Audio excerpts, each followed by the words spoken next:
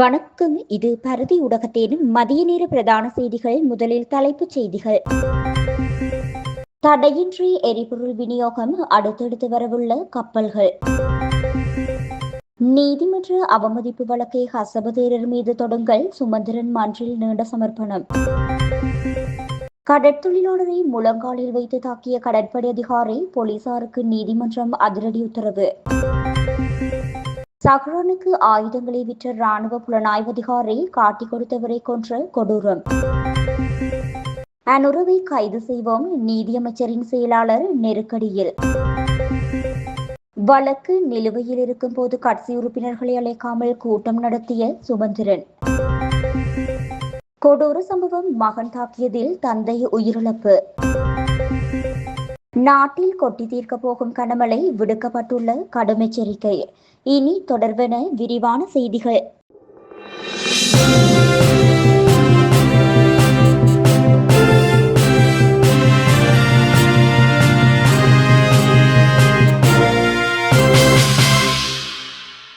நாட்டுக்கு தேவையான எரிபொருளை எவ்வித தடையுமின்றி விநியோகிப்பதை உறுதிப்படுத்தும் வகையில் மற்றொரு டீசல் கப்பல் எதிர்வரும் 27ஆம் தேதி நாட்டை வந்தடைய உள்ளதாக இலங்கை பெட்ரோலிய கூட்டுத்தாபனம் அறிவித்துள்ளது. இதுகுறித்து இலங்கை பெட்ரோலிய கூட்டுத்தாபனத்தின் முகாமைத்துவ பணிப்பாளர் மயூர நெத்திகுமாரகி தெரிவிக்கையில், எதிர்வரும் ஏப்ரல் 27ஆம் தேதி வருகை தரவுள்ள டீசல் கப்பலில் 9500 மெட்ரிக் டன் டீசல் அடங்கியுள்ளதாக குறிப்பிட்டார். இந்த கப்பல் மூலம் மொத்தம் 35,000 மெட்ரிக் டன் பெட்ரோல் இறக்குமதி செய்யப்படவுள்ளது. இதன் மூலம் போக்குவரத்து மற்றும் அத்தியாவசிய தேவைகளுக்கான எரிபொருள் விநியோகம் வழமை போன்று தடையின்றி முன்னெடுக்கப்படும் என பெட்ரோலிய கூட்டுத்தாபனம் உறுதியளித்துள்ளது. ஜாழ் நாவட்குழி விகாரைக்கு குடி தண்ணீர் எடுக்க சென்ற சிறுமி மீது துஷ்பிரயோக முயற்சி மேற்கொண்டதாக கூறப்பட்ட பலாங்குடி ஹசபதேரருக்கு எதிராக நீதிமன்ற அவமதிப்பு விசாரணை முன்னெடுக்கப்பட வேண்டும் என சட்டத்தரணி கேசவன் சயந்தன் உட்பட்ட சாவகச்சேரி சட்டத்தரணிகள் குழுவின் சார்பாக ஜனாதிபதி சட்டத்தரணி எம்.ஏ. சுமந்திரன் சாவகச்சேரி நீதவான் நீதிமன்றத்தில் முன்னிலையாகி நீண்ட சமர்ப்பணம் செய்துள்ளார். இந்த சமர்ப்பணம் தொடர்பான முடிவையும், ஹசபதேரருக்கு எதிராக நீதிமன்ற அவமதிப்பு நடவடிக்கை எடுப்பதா என்பது குறித்த தீர்மானத்தையும் அடுத்த வாரம் வழங்குவதாக நீதிமன்றம் அறிவித்துள்ளது. அத்துடன் ஜனாதிபதி சட்டத்தரணி சுமந்திரன் நேற்றைய தினம் மன்றில் முன்னிலையாகி விடயங்களை சமர்ப்பணம் செய்துள்ளார். இது தொடர்பில் மேலும் தெரிவித்துள்ள சுமந்திரன், குறித்த விடயத்தில் சாவகச்சேரி நீதிமன்றம் மூலம் சதி செய்யப்பட்டிருப்பதாகவும் தந்திரோபாயமாக நடவடிக்கை எடுக்கப்பட்டிருப்பதாகவும் பகிரங்கமாக கருத்து வெளியிட்டதன் மூலம் பலாங்குடி ஹசபதேரர் இந்த நீதிமன்ற அதன் நடவடிக்கைகளை அவமதிப்பிற்குட்படுத்தியிருக்கின்றார். அவருக்கு எதிராக நீதிமன்ற அவமதிப்பு விசாரணை முன்னெடுக்கப்பட வேண்டும். நீதிமன்ற பணியாளர்கள் என்ற முறையில் சட்டத்திறனிலாகிய நாங்கள் குறித்த விடயத்தை நீதிமன்றின் கவனத்துக்கு கொண்டு வந்து நீதிமன்ற அவமதிப்பு விசாரணையை தொடங்க கோருகின்றோம். இது வழமையான நீதிமன்ற அவமதிப்பு விவகாரம் அல்ல, அதனையும் தாண்டியது. சம்பந்தப்பட்ட பிக்கூர் நாவட்குழி விகாரைக்கு மீண்டும் திரும்பி தமது சட்டபூர்வமான நடவடிக்கைகளை தொடர்ந்து முன்னெடுக்க அனுமதிக்கப்பட வேண்டும் என்று பலாங்குடி ஹசபதேரர் கூறியிருக்கின்றார். உண்மையில் சம்பந்தப்பட்ட நாவட்குழி பிக்கூர் சட்டபூர்வமற்ற வேலையை செய்த காரணத்தால் நாவற்குழி விகாரைக்கு செல்ல நீதிமன்றத்தால் அத்தகைய தடை விதிக்கப்பட்டிருக்கின்றது என்பதை மறந்து பலாங்குடி ஹசபதேரர் நீதிமன்றை அவமதிப்புக்கு உட்படுத்தியிருக்கின்றார். இந்நிலையில் குறித்த விடயம் தொடர்பில் அடுத்த கட்ட நடவடிக்கை அடுத்த வாரத்தில் அறிவிக்கப்படும் என்று நீதவான் எம்.ஏ. ரிஸ்மினா தெரிவித்துள்ளார்.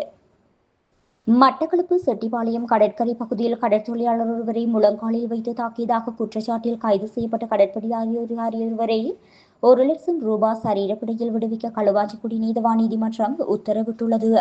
இதற்கமைய முறையான விசாரணைகளை முன்னெடுத்த குற்றவியல் கோவை 1994ஆம் ஆண்டு 22ஆம் இலக்க சட்டத்தின் கீழ் 1ஆம் பிரிவின்படி சாட்சிகள் மற்றும் சான்று பொருட்களுடன் எதிர்வரும் 22ஆம் தேதி வழக்கு தாக்கல் செய்யுமாறு போலீசாருக்கு உத்தரவிடப்பட்டுள்ளது.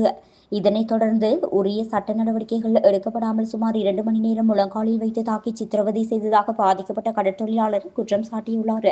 இதன் பேரில் போலீசார் குறித்த கடற்படை அதிகாரியை கைது செய்து களுவாஞ்சிக்குடி நீதவான் நீதிமன்றில் முன்னிலைப்படுத்தியுள்ளனர்.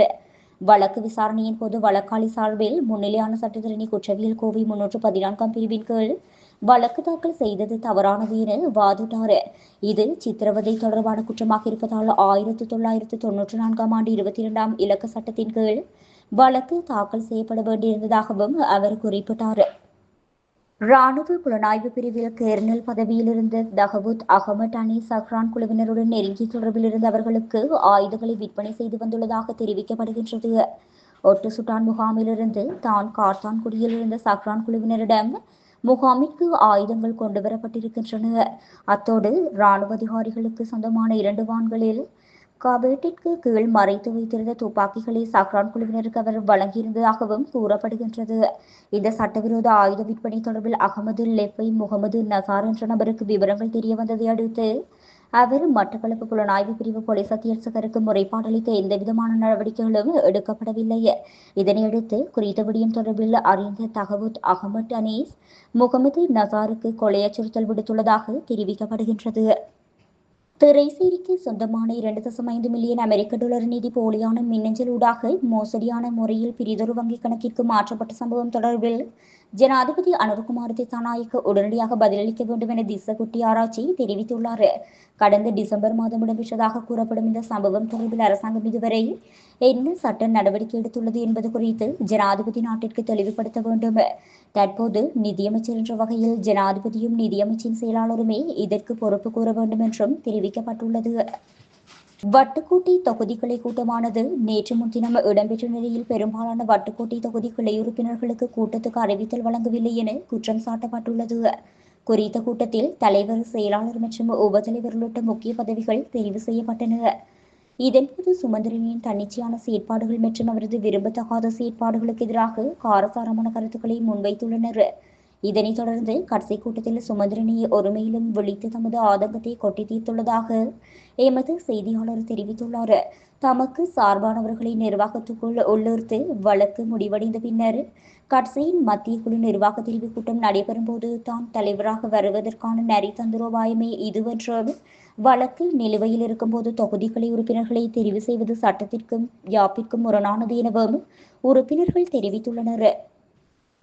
மாத்தளை பகுதியில் மகன் தாக்கியதில் தந்தை உயிரிழந்துள்ளதாக காவல்துறையினர் தெரிவித்துள்ளனர். கூர்மையான ஆயுதத்தால் தாக்கி தந்தையை கொலை செய்த குற்றச்சாட்டின் கீழ் அவரது மகன் கைது செய்யப்பட்டுள்ளார். உயிரிழந்தவருக்கும் அவரது மகனுக்கும் இடையே ஏற்பட்ட தர்க்கம் முற்றியதினாலேயே மகன் இந்த தாக்குதலை மேற்கொண்டுள்ளார். இந்த தாக்குதலில் அதிர ஹபிட்டிய பகுதியைச் சேர்ந்த 64 வயதுடைய ஒருவரை உயிரிழந்துள்ளார். அத்துடன் சம்பவம் தொடர்பில் 33 வயதுடைய மகனை சந்தேகத்தின் பேரில் கைது செய்யப்பட்டுள்ளார். சம்பவம் தொடர்பான மேலதிக விசாரணைகளை மாத்தறை காவல்துறையினர் முன்னெடுத்து வருகின்றனர். நாட்டின் பெரும்பாலான இடங்களில் பிற்பகல் 2 மணிக்கு பின்னர் மழை அல்லது இடியுடன் கூடிய மழை பெய்யக்கூடும். வளிமண்டல திணைக்களம் இன்றைய தினம் வெளியிட்டுள்ள அறிக்கையில் இவ்விடயம் தெரிவிக்கப்பட்டுள்ளது.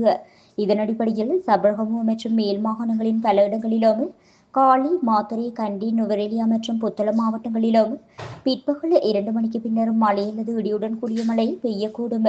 வடக்கு, கிழக்கு, வடமத்திய, வடமேல், மேல் மற்றும் சபரகமு மாகாணங்களின் சில இடங்களில் பகல் வேளையில் அதிகரித்த வெப்பநிலை காணப்படும். இடியுடன் கூடிய மழை பெய்யும் போது தற்காலிகமாக வீசக்கூடிய பலத்த காற்று மற்றும் மின்னல் தாக்கங்களினால் ஏற்படக்கூடிய பாதிப்புகளை குறைத்துக் கொள்ள தேவையான முன்னெச்சரிக்கை நடவடிக்கைகளை மேற்கொள்ளுமாறு பொதுமக்களுக்கு அறிவுறுத்தப்பட்டுள்ளது.